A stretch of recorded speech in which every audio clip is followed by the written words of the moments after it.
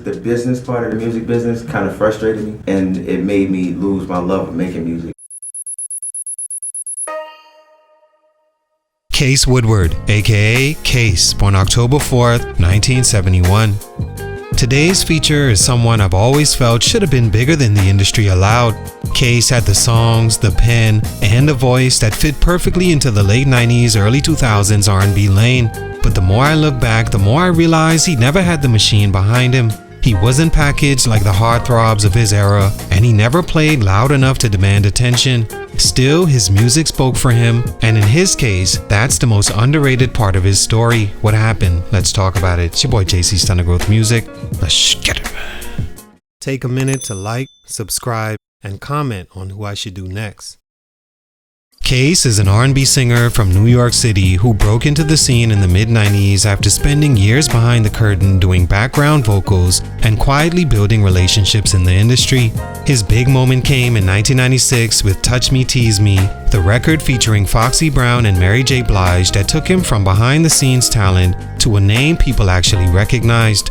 The song went gold, charted high, and made him one of the new voices to watch during a crowded R&B era. From there, Case kept a steady run going. His second album, Personal Conversation, delivered Happily Ever After and Faded Pictures with Joe, two records that showed his gift for emotional grown man storytelling. A couple years later, he released Open Letter, and Missing You became one of his biggest records, showing he could still deliver hits as the 2000s approached. He also benefited from movie soundtrack placements, The Best Man, Rush Hour, Nutty Professor, giving him visibility without needing the superstar machine. Case didn't explode like some of his peers, but his voice and songwriting earned him a respected lane that lasted decades. Stunt number 1, the look the industry didn't want.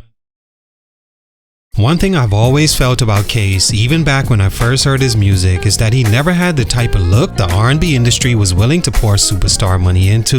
And that's no disrespect, that's just how the game was built, especially in the late 90s and early 2000s. R&B wasn't only about vocals during that time, it was about selling a fantasy. Labels wanted the kind of artists they could put on magazine covers, billboards, and posters on teenage bedroom walls. Artists like Usher, Genuine, Tyrese, and D'Angelo were marketed not just as singers but as sex symbols. They were polished, styled, photographed, and presented as the full package, talent plus image.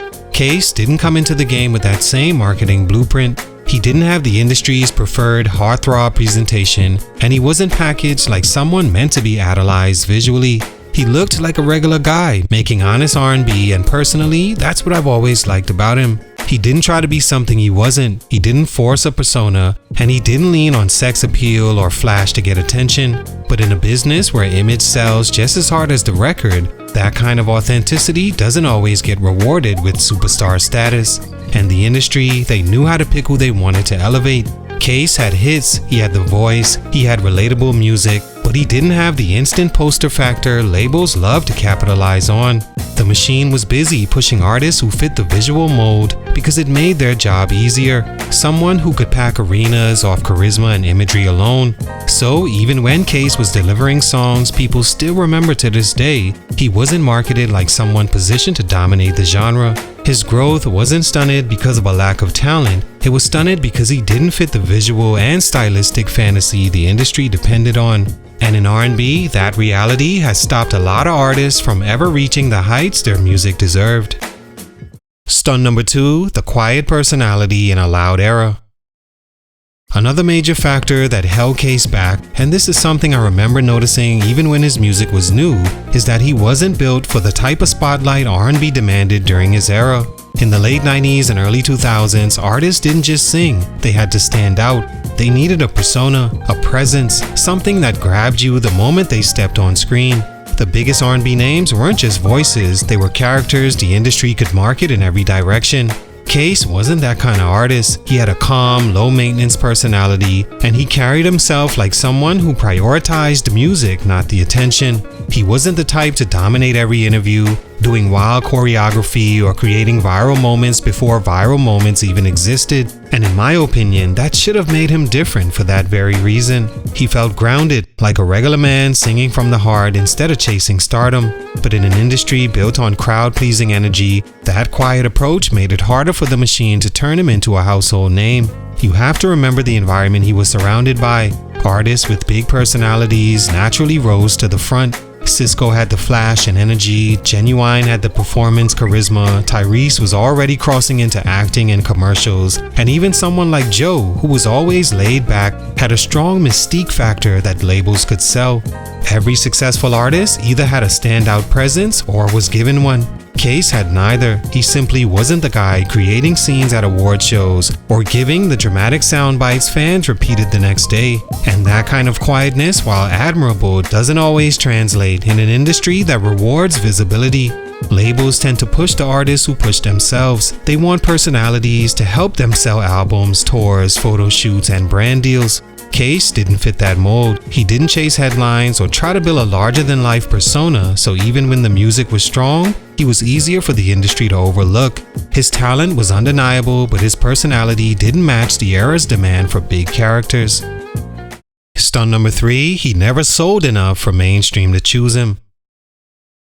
The final thing that stunted Case's growth, and honestly, this is where everything from the first 2 stunts shows up, is that his music simply didn't sell at the level the mainstream demands when it decides who becomes a superstar.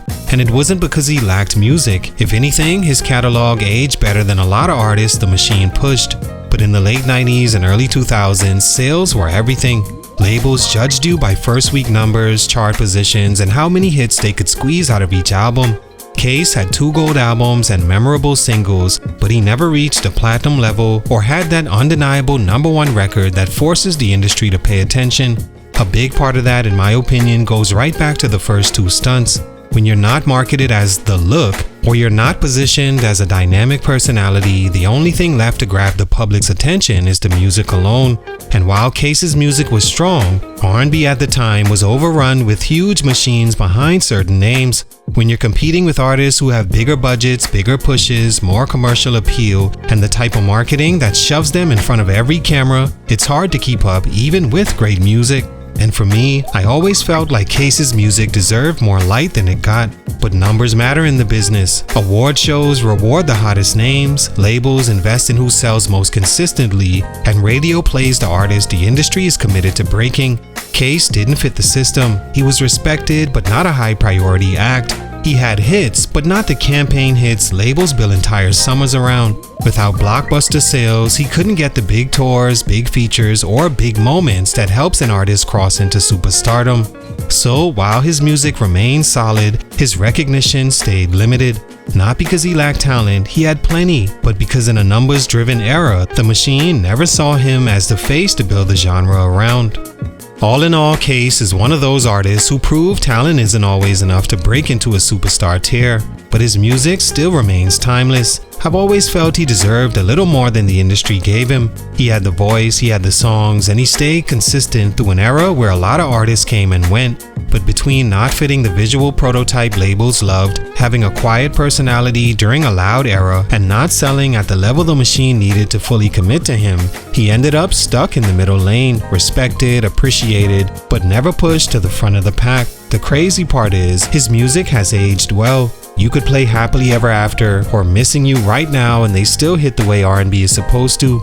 And sometimes that's the real win. Not everyone has to be a superstar to matter. Some artists build a career that lasts because they stay true to who they are, and Case did exactly that. His impact might have been quieter, but it was real, just like the artist himself. Salute, much respect, but for these reasons, his growth was stunted. It's your boy JC, Stunted Growth Music, and I'm out.